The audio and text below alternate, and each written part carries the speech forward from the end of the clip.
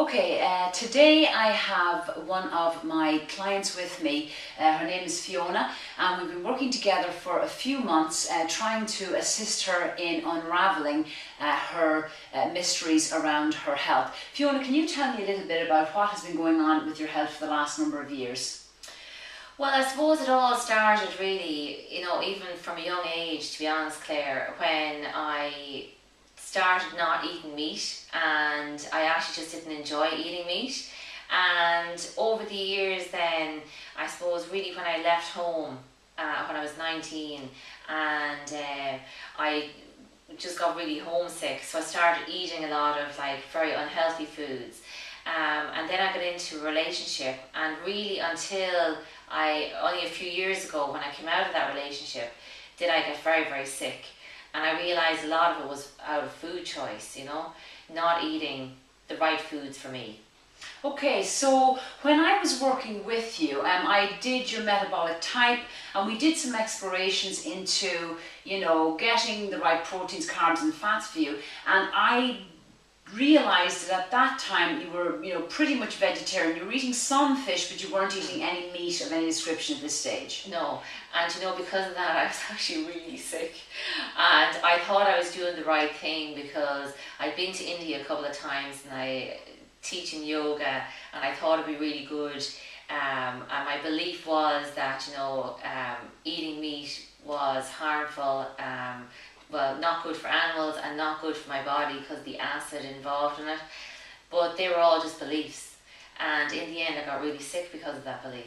Now, isn't it very, very interesting? You sent me a copy of an interview you did with the magazine a few months ago. And in the magazine, you were being asked about your nutritional regime, and in it you talked about eating lots of the soya and the tofu and the vegetarian based stuff with a small amount of fish. Yeah. And I read that. You very, very kindly sent that on to me, and you were really amazing because you were willing to go into so much vulnerability around this topic. And you sent that on to me, and in it I was reading an article and I thought, oh my God, reading this article, this looks like the healthiest woman in the world. The way it's coming across is like, oh my God, I want to sign up for this dietary regime immediately. What was the reality about how you were feeling during the time that you were eating like that, in reality? Well, the ironic thing was I was actually very, very sick. I just started seeing you really, and I realised that my body just wasn't functioning properly on the foods, even though on paper, and I suppose even people that saw the picture thought I looked really healthy, but deep down I wasn't healthy at all. So I didn't have the right ratio of carbs to proteins, or and even my beliefs around even soy products was totally wrong, for me. For you. Yeah, and that's what we want to make very clear here. What we're not trying to do here today, and what I am not trying to do, is make vegetarianism wrong, because that doesn't actually help anybody. What we're trying to show here today is that if a dietary regime is not correct for your body, you're going to suffer. And there could be some people that flourish on a vegetarian diet. If you have ancestors that all ate vegetarian, if all of your ancestral lineage had just a plant-based diet, then that diet could work well for you. What we are saying is that if your ancestors for thousands of years were meat-based eaters, and many, many races on the planet that is the case, then trying to switch to a vegetarian diet and not support those genetics is a dangerous road to go, and it's one that can have consequences. Now, there's many, many layers to it. We'll see if we can get into a few more of those in this interview.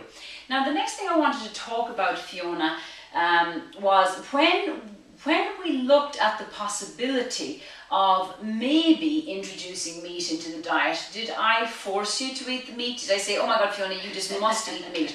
How did I introduce the concept, and what made it possible for you to receive the information that I was delicately trying to deliver? Sure, I suppose, well, Claire, that's the great thing about coming to see you, is because I got a lot of information, I suppose, around you'd sent me some clips and stuff just around, vegetarianism and all that kind of thing. But I suppose the big thing was my belief, and you talking to me about those beliefs, and I suppose the fact that I thought I was doing harm by eating meat, especially to some of the animals and things like that. But understanding that we've all got a purpose in life and what that's about was very important for me. And so I suppose I left you then that day when we discussed meat, and as you say, there was no pressure at all. But my body was saying to me, Fiona, it's definitely time to eat meat. And so I remember the first day that I actually got some chicken, and it took me a while to eat it. But then when I did, I was so satisfied. I didn't have blood sugar swings or cravings. I actually felt very full, and my body really liked me for it. And that's been a couple of months now, and I have to say I feel so much better for eating meat. Fantastic, fantastic. And one of the things we looked at was the Native American, philosophy around animals, because we wanted to kind of transcend the belief that eating animals was in some way wrong or immoral.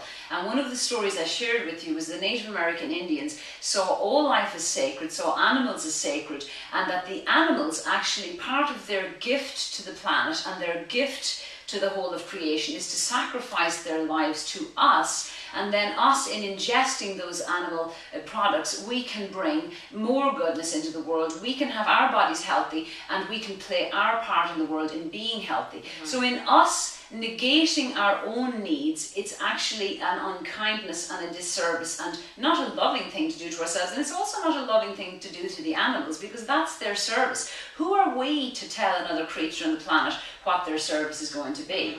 And when we start seeing that the whole of creation, is working together, then it's a little bit easier to understand. Sure. So another thing I wanted to look at was just a little bit about the mental and emotional drive to become a vegetarian.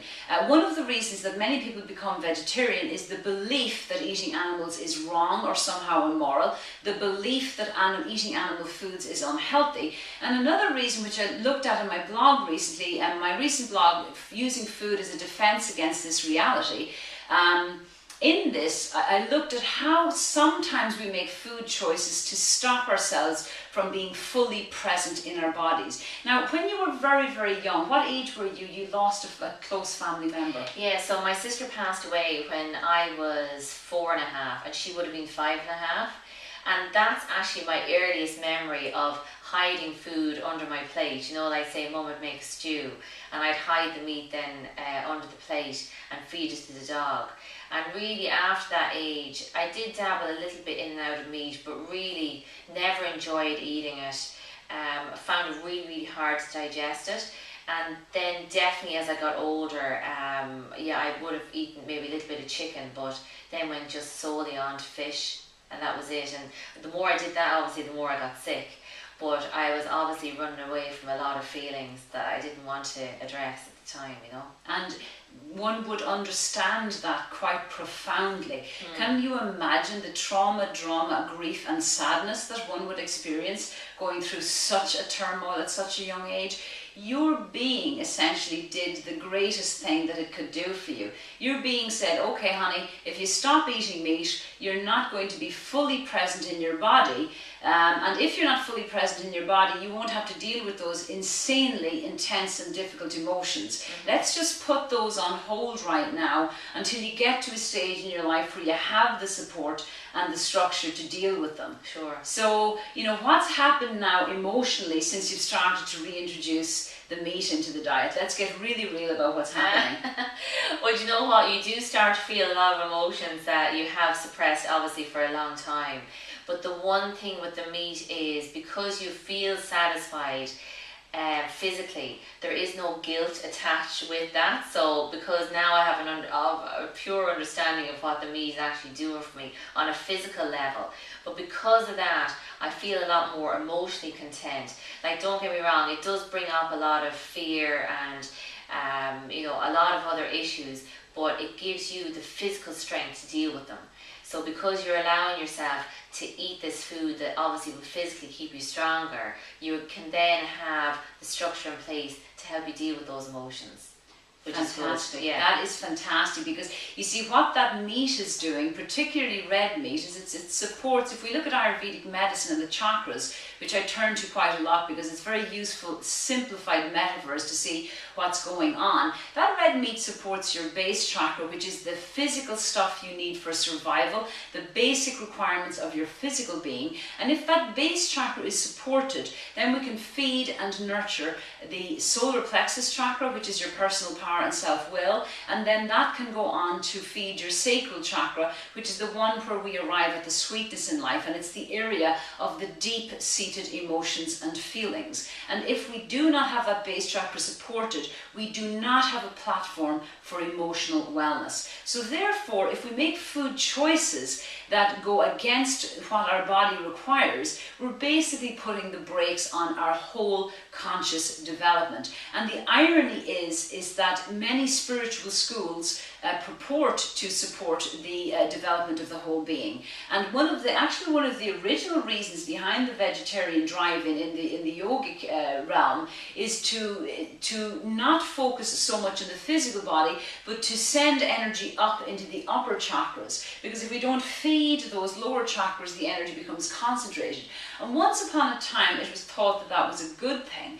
And what we're actually realizing in the world today is that in order to arrive at an enlightened state, we need to actually develop all of our chakras. And we have to pay attention to our animal needs, or our basic physical needs as human beings, as well as our divine or our angelic needs, which the spiritual realm takes into account. So we're going to arrive, to a feeling of oneness and integration when we take care of all of those aspects. So Fiona, I want to thank you so much for being such an amazing person to work with.